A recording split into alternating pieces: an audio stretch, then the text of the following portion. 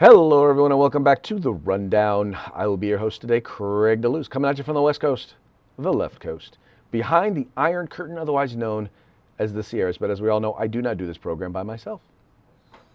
That's right. My name is Mike Pioworski, coming to you live from the East Coast. It's the coast with the most, from the co-host with the most here on The Rundown. Two-way views, conservative news, and Craig, guess what day it is? Uh-oh. Mike. What day is it, Mike? It's hump day. Hump day? It's hump day. Hump day?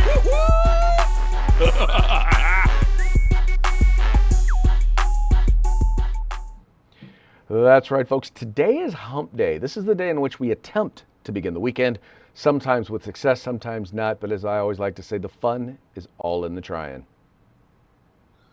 That's right. So how's are you in prison, Craig? It looks like a holding cell behind you there. What is that? I am not in prison. I am actually at a client's office. Needless to say, I've not been very successful in beginning my weekend.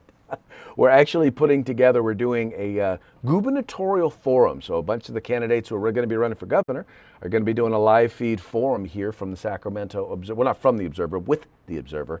And so we're up here setting up the studio and getting everything ready so that we can, ask them some questions.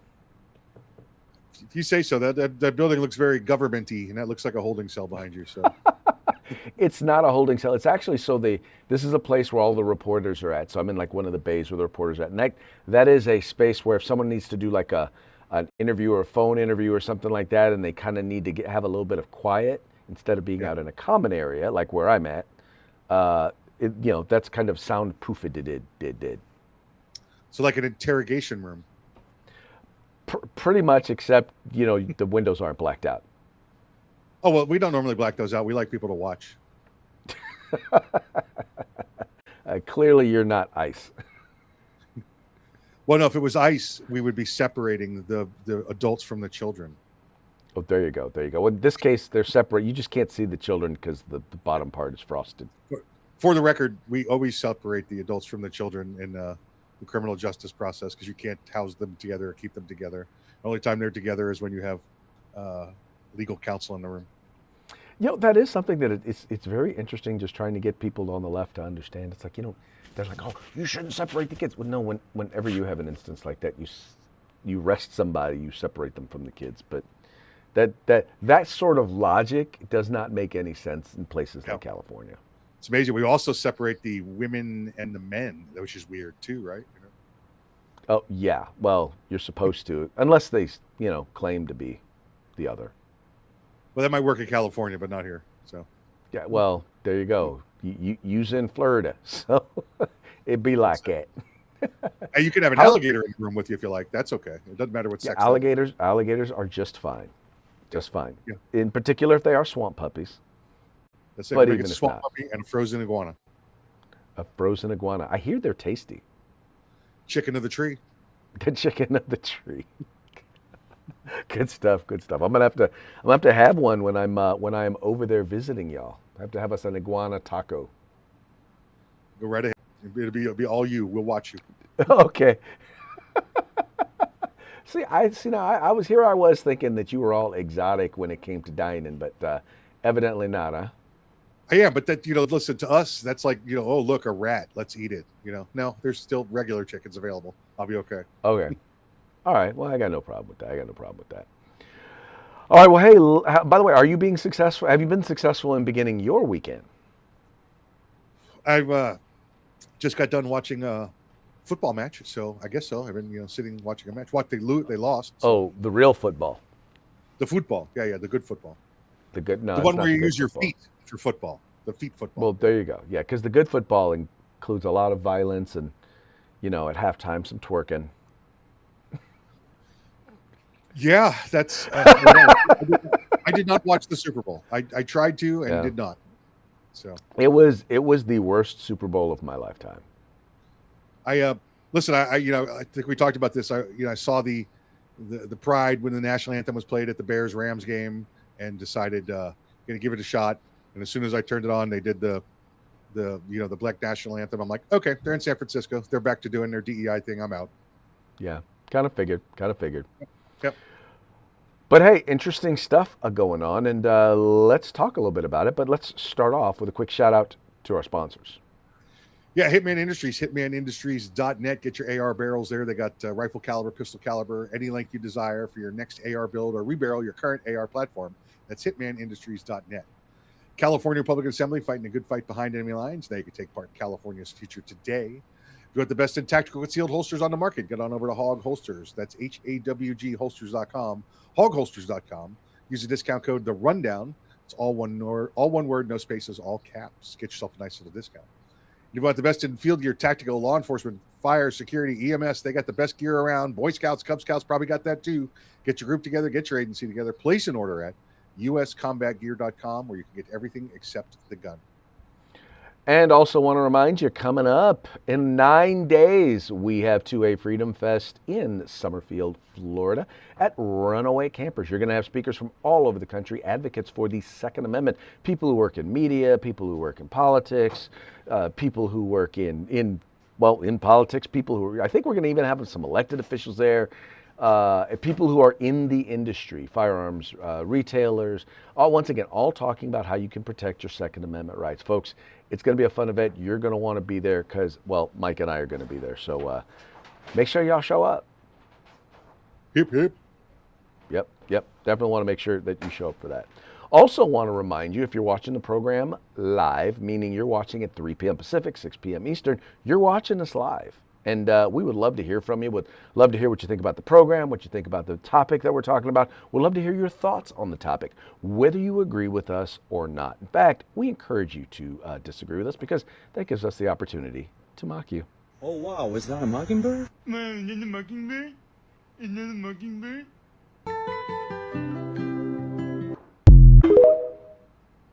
You know, Craig, while you're here in Florida and we could 9 days, 10 days, we're going to put you together with a mockingbird. Actually, have a conversation.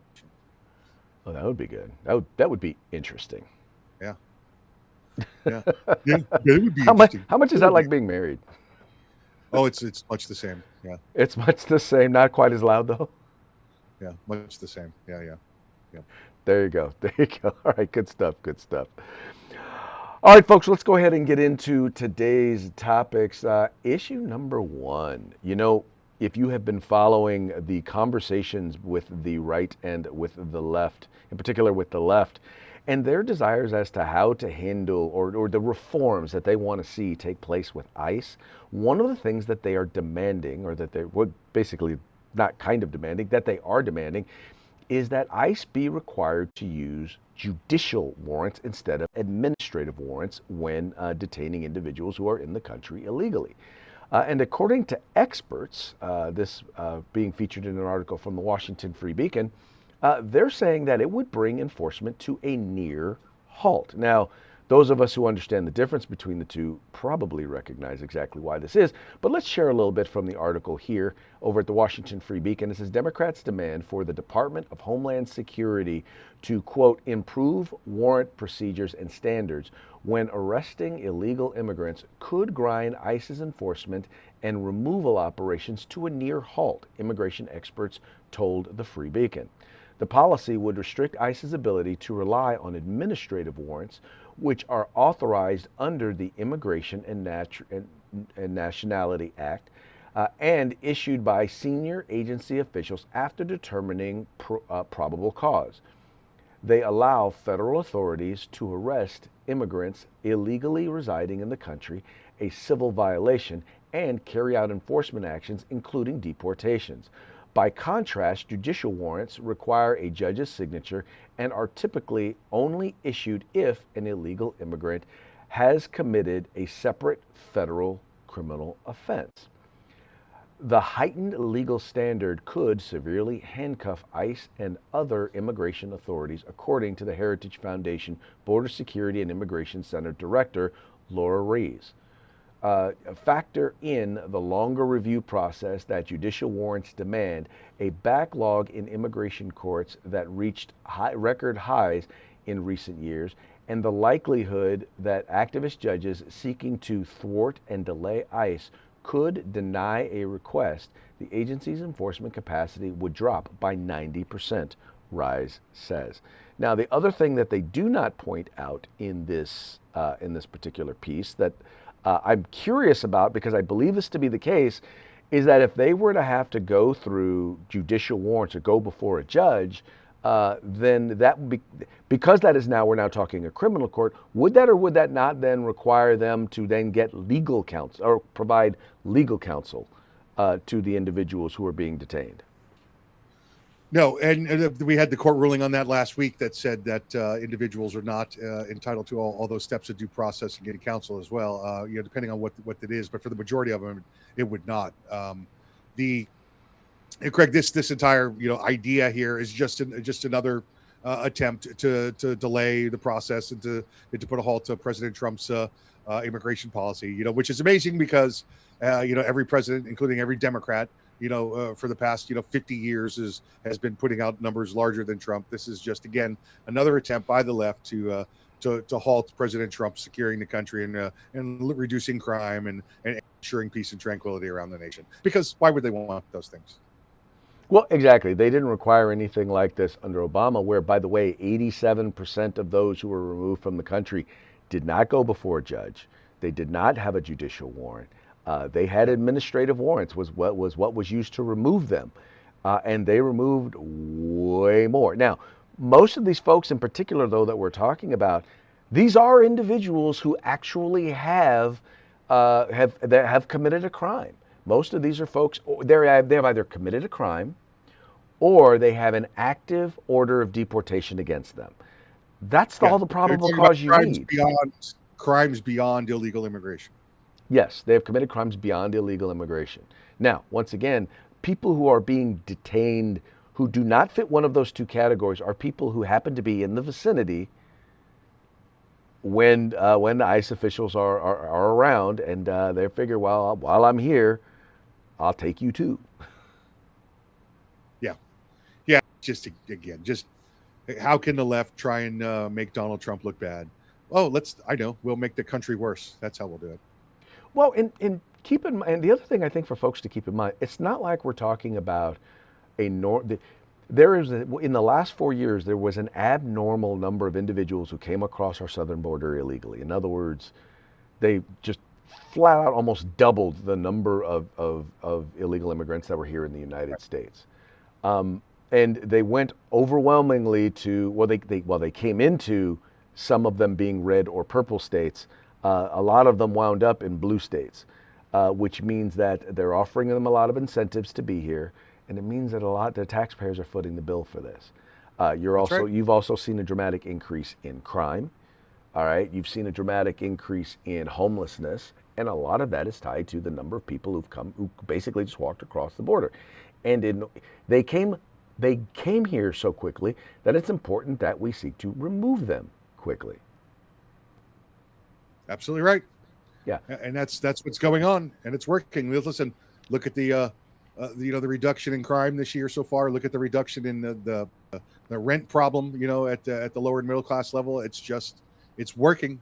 The fast removal process is working. Yes, and that's the difficult challenge. Is it's working, and they don't like it. They don't like it. Some of them don't like it because it means they're losing voters. Right? These are people who they were hoping one day would become registered Democrats and vote for them. And, Well, as we're seeing here recently, you don't need to be a registered Democrat to vote. You just have to be in the country in a blue state, and then you can vote. Oh, because they'll register you as a Democrat. That's right. Exactly right. Sadly, that is kind of the direction that things have gone. But anyway, once again, going back to the whole point of the whole point of this thing is that they want the process to grind to a halt because it is being successful and it's helping across the board. And the one thing they do not want is Republican policy being successful. They don't want crime to go down because they want it to go up under a Republican. They don't want murders to go down.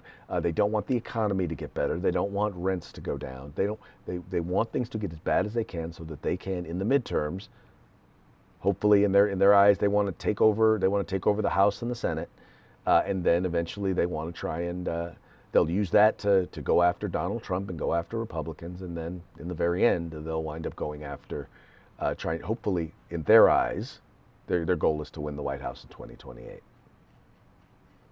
That's the goal. We'll see how it goes, right? We'll see how it goes for them. Yeah, not a big fan. Not a big fan.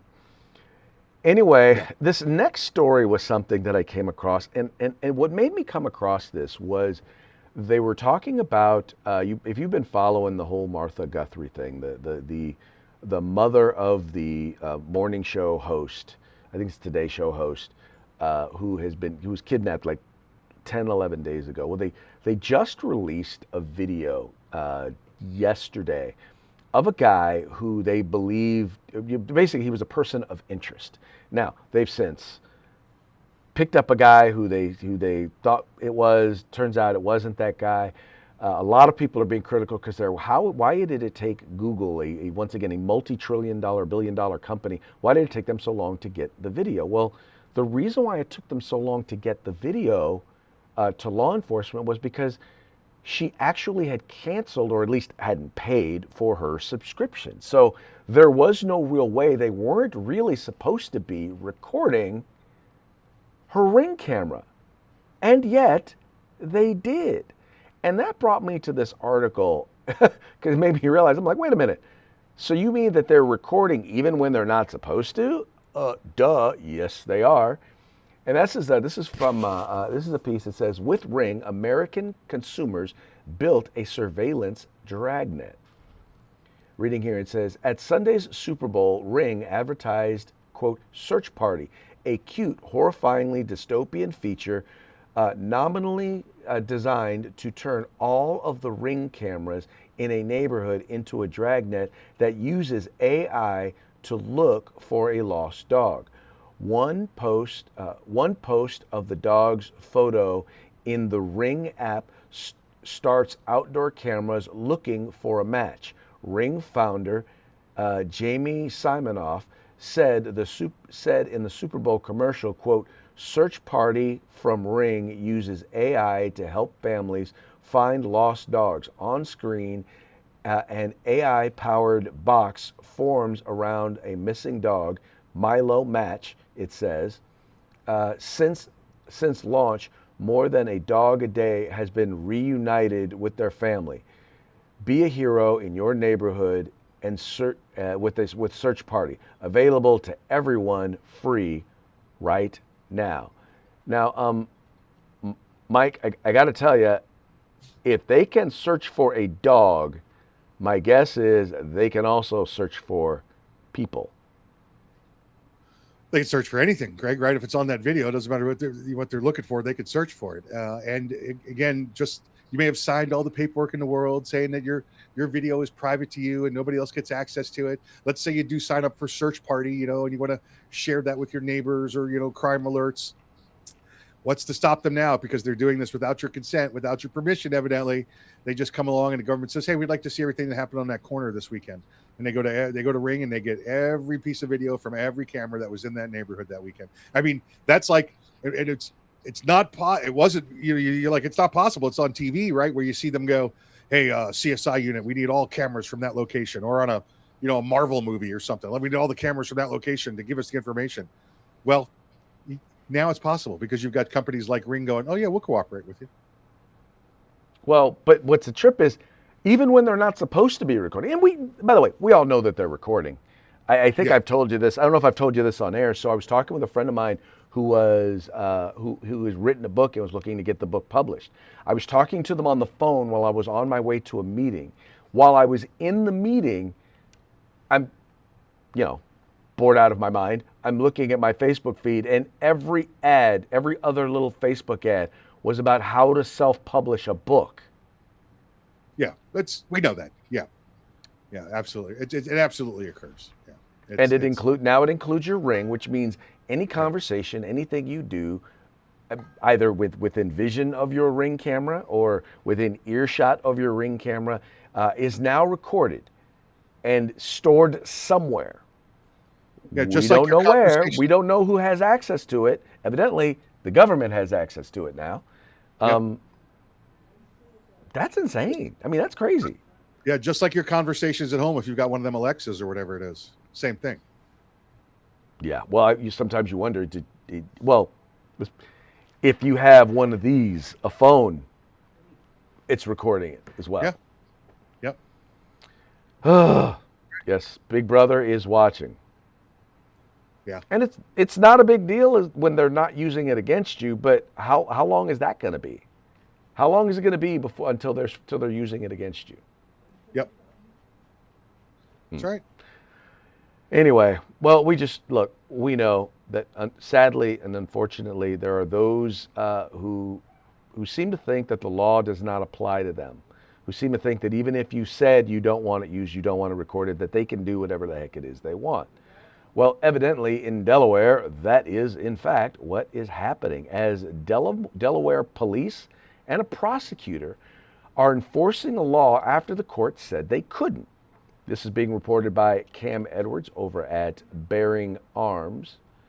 It says here, there are a number of ongoing lawsuits challenging multiple guns because the State Department of Justice sent a letter to Judge Mary Ellen Nareka this week informing her of an arrest and prosecution under the enjoined statutes. Oh, wow.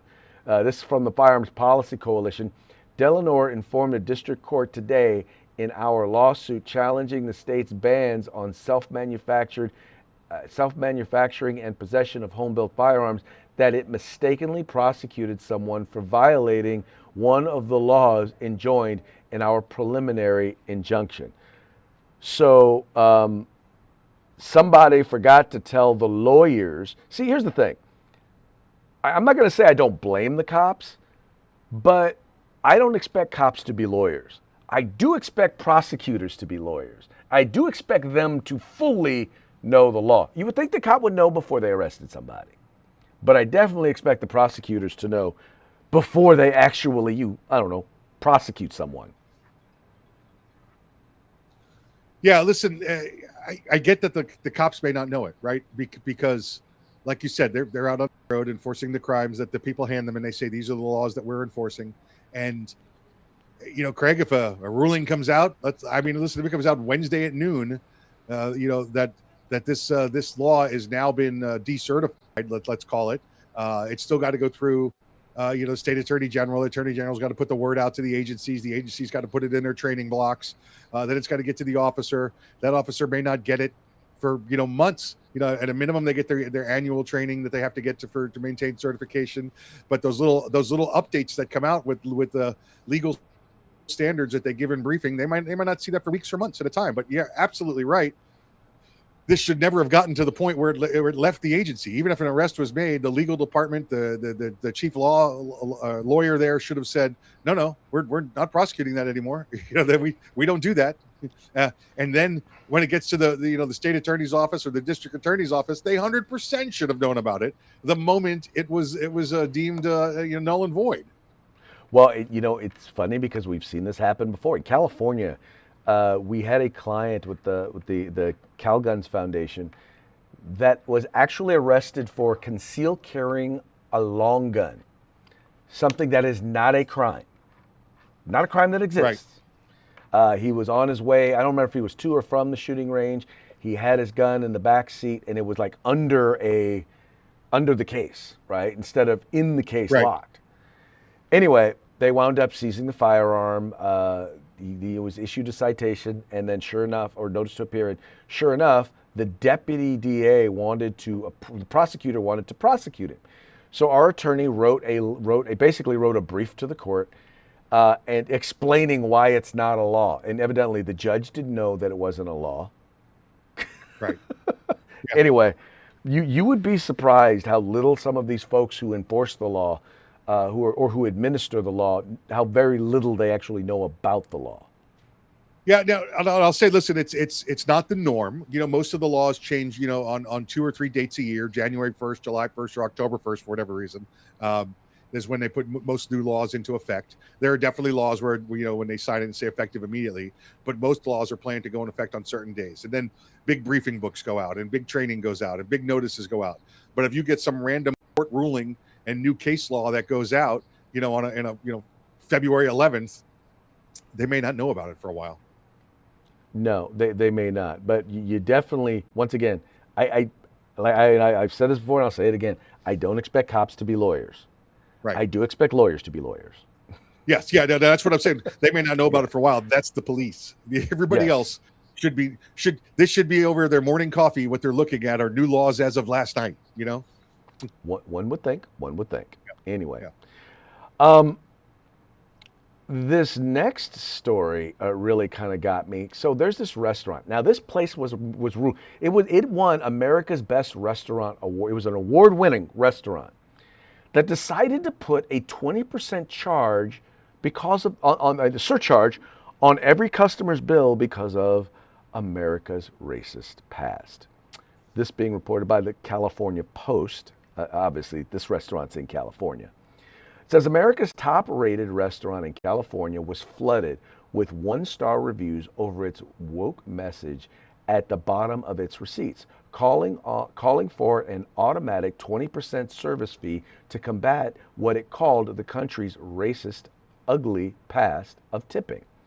A now deleted Reddit post went viral for pointing out the message that's tacked to the bottom of the receipt at Burdell, a Michelin Guide soul food restaurant in Oakland, San Francisco. SF Gate reported, quote, tipping in the U.S. has an ugly past, allowing the continuation of underpaid labor, it says.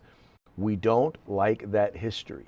Included in your check is a 20% service charge, which we use to pay hourly staff a consistent and livable wage, not dependent on archaic tipping customs or chance. No need to add anything else. Thank you. So in other words, they are now charging this surcharge instead of allowing people to tip. Now, my question for this is really quite simple, Mike. Why not just why put a surcharge on it? Why not just, if you believe that's what you want to do, then charge that amount for the food. You don't need a surcharge. Just charge that. Put the actual prices of the food up there. Yeah, I could see it going either way, but I think a lot of us, Craig, want to know how much we're tipping, right? So if the restaurant says tipping's included in the price of the food, they want to know how much you're giving the server. Am I tipping her 50%? Am I tipping her 20%? What is the server really getting? Because I want to make sure the server's taken care of. Maybe the owner is saying I'm giving them 10%, and that's not enough, and you want to give them more. I like the idea of saying 20% surcharge is added to give the server their wage, no tipping required. I don't have a problem with that at all. But adding the part about it's based on our racist past as a country, you know what? I'm going to go eat somewhere else. No, I agree. Me personally, I'm like, whenever they add those surcharges, I'm like, okay, well, I will not be eating at this restaurant again. Here's the thing. Doing business in your city, in your state, is just more expensive, and you just don't want to own that. That's the problem. The problem is that you want to talk about quote unquote livable wage. Well, why don't you pay a livable wage?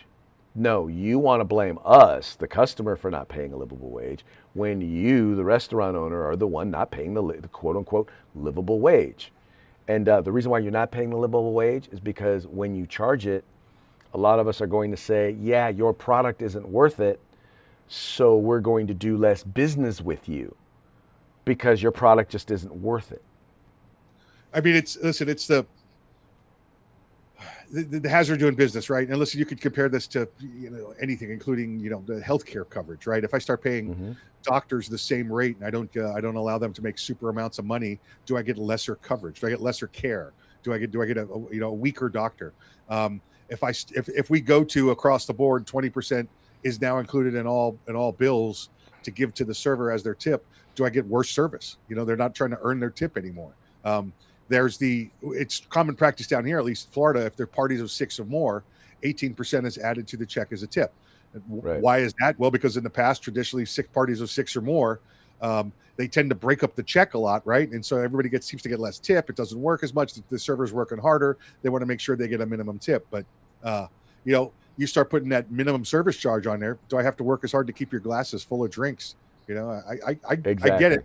But I got no problem with putting on there a notice that no tipping at this restaurant. Tipping is included. Now, whether that's in the bill or, itemized as 15, 20%, I'm all for that. I'm on I'm a frequent international traveler, and this is the only country we do that in.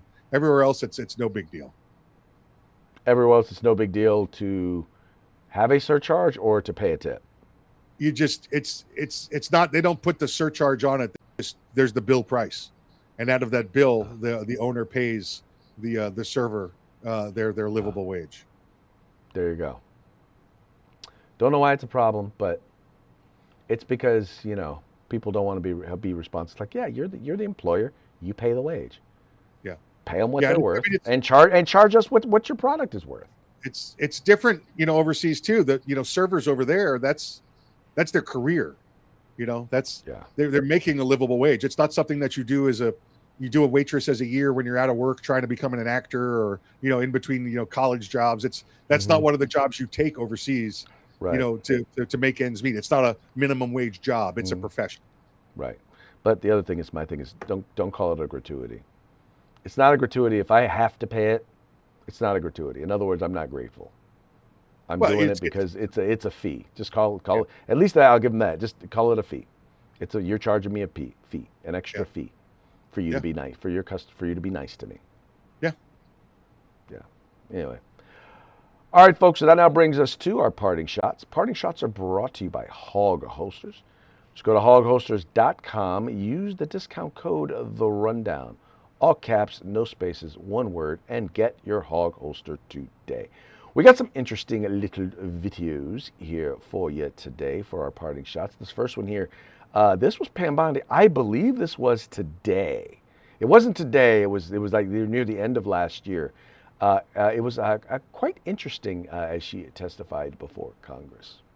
By the way, this is a guy, Tom McClintock, who is, one of my favorite former California state legislators. Right. Do you mean to honestly tell us, and you're under oath, that if we take violent criminals off the streets, we end up with less crime?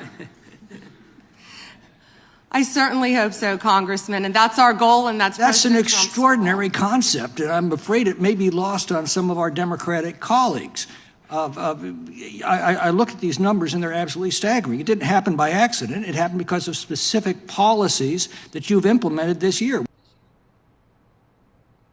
Funny how that works out. Greg, I don't know that there's truth in that. Can there possibly be truth that if we take violent criminals off the streets and we deport them, or put them in jails, that there's less crime? Can that be possible?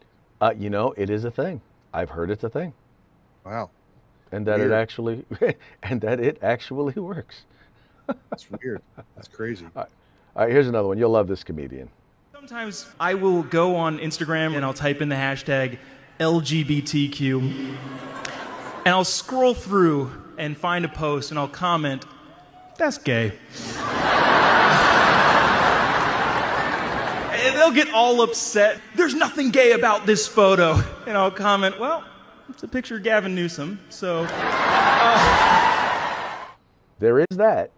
That's gay. That is definitely gay. Oh, by the way, speaking of comedians, you'll love this guy.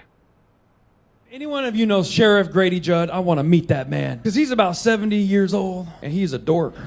But he uses the lingo of the people he arrests. He does these great press conferences. He'll come out with just like a big old gold chain, says "No Limit Soldier" on it.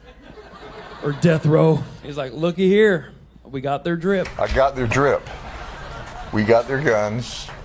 We got their ice. We got their bling bling. And that's what we're going to talk about today. In the impound, we got their hoopty hoops. We got their whips. We got their Eldos, their Suburbans. They're toast, folks. So if you want to break the law, you go to one of those leftist areas. You ain't doing that in Florida. I'll tell you that right now." I was like, hell yeah, that guy's cool. You see in Minnesota, they'll jump on a cop car and start dancing. You ain't going to do that in Florida. You ain't going to jump on a cop car and start dancing here, okay? Twerk around and find out, bitch. I love it. Twerk around and find out. That's the new one. There you go. So yeah, I figured we had to have one from Florida, and then we had one from California, and then we just have one in general. Now, this is a quote. I don't know if this quote can be directly tied to the president, but I think he would agree with the sentiment. Let me just say, I think Donald Trump, if I may say, he said something interesting. I thought he said something like, "Give a man a fish He'll eat for a day. Kick him out of the country, you never have to feed him again. I'm not sure if he said that. It sounds accurate. It does sound accurate, doesn't it? Hey, before we go, I want to make sure to give a shout out. We had Patrick Collins of the Gun Food say what's up. We also had the folks from over at American Crossfire. They were in a little bit earlier, tuning in, and I just want to say thank you guys for tuning in, and thank you for giving us a quick shout out. And but before we go, we're going to in fact give one more quick shout out, and that's going to be to our sponsors. Give them a say hey. Say hello to our good friends at Hitman Industries. That's hitmanindustries.net. They got AR barrels and rifle caliber, pistol caliber, any length you desire. They also have a whole collection of rifle barrels and pistol barrels and shotgun barrels that you may need. So check them out at hitmanindustries.net. California Republican Assembly fighting that good fight behind enemy lines. Now you can take part in California's future today. And if you want the best in tactical gear, field gear, web gear, law enforcement, security, fire, EMS, personal security, Cub Scouts, Boy Scouts, whatever it is, get your group together, get your agency together, place an order at uscombatgear.com, where you can get everything except the gun. Once again, folks, please take a moment and visit our sponsors. All you have to do is follow the links in the description to this program. Go there, check them out, spend some money with them. Make sure you tell them it was the guys over at The Rundown that sent you. And that's going to be it for today's show. We will be back tomorrow. Tomorrow will be Throat Punch Thursday, so you know we're going to have a good one ready to go. Till then, y'all have fun, stay safe, and we will see y'all mañana.